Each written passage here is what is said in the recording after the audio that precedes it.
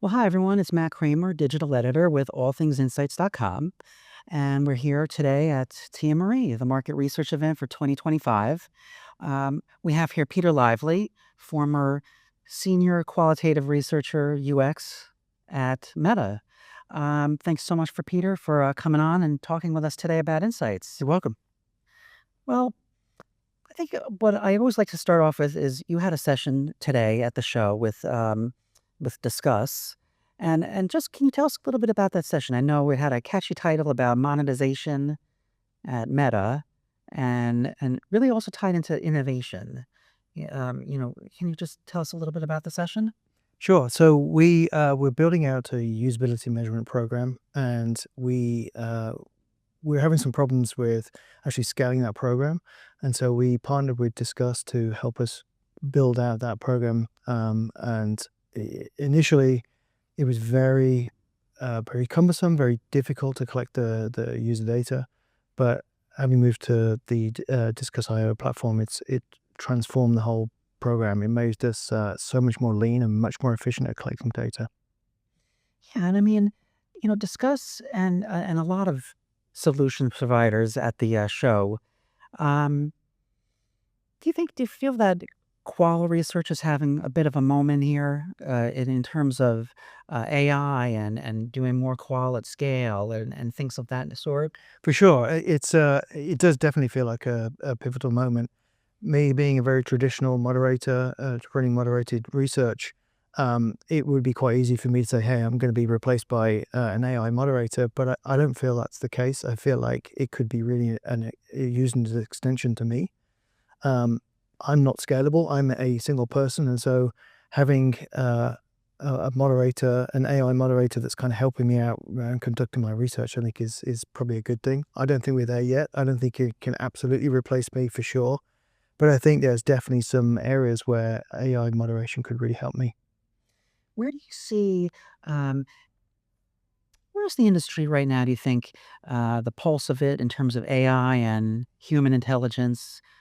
Like you said, there's the fear factor that's happening, but also, more use cases are happening. There's more comfortableness with the using it as a tool.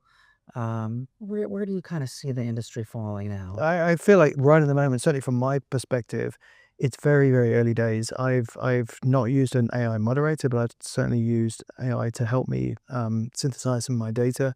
And obviously, I'm a subject matter expert in my field, and so when I see the what's returned, it's not quite as I would expect it. So obviously, I've been testing it. So I don't think it's there yet, but it's getting pretty smart.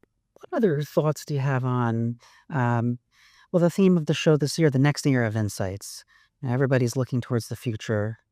Some say the future is here, others might be early stages, but just the overall thought of the well, in your specialty, for UX or for qualitative research or just the researcher as a whole. I mean, where do you see the future lying? That's a very big question. I'm not sure. I mean, I feel like things are changing so rapidly.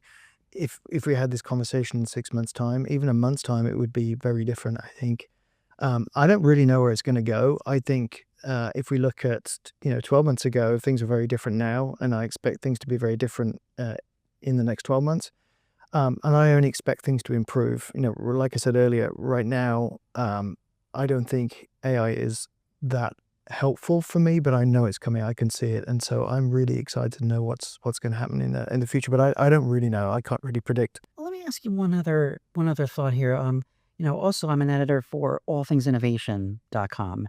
And often we touch on market research for innovation. And your session today had a little bit of that flavor to it as well. Just, you know, where I mean, without market research, I mean, you know, um, how did it help you work with innovation teams and to develop these new products and services? So my specialty is actually in usability and user experience measurement, and so it's less on the marketing side and more about evaluating products and experiences.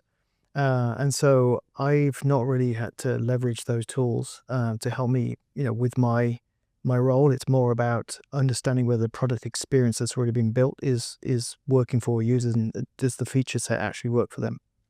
And will those feature sets, I mean, they might be relaunched or tweaked or redesigned based on your research. Yeah. Um, and a platform like Disqus that has these AI components, did that help you with the initiatives? Oh, for sure. I mean, Discuss. One of the reasons why we moved to Discuss was because it has a suite of different kind of products, and they're continually evolving. So they're continually adding new products. I think they're announcing some new products next week.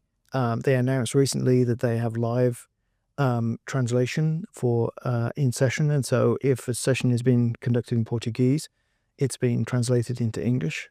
So for anybody who's observing the session who doesn't speak Portuguese, they can follow along. Previously, you would have to wait for the transcription at the end, which would be translated, and so it's thinking like that that's really helping, I think, transform certainly my job and making things much easier.